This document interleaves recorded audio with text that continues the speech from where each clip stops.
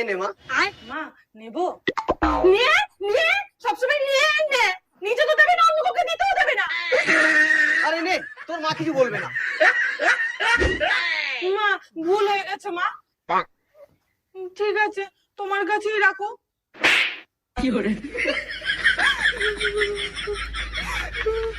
মারলে তো আমাকে, তুমি যাচ্ছ কেন? এই বনি, বনি, কি মা? কি হয়েছে মা? ও মা!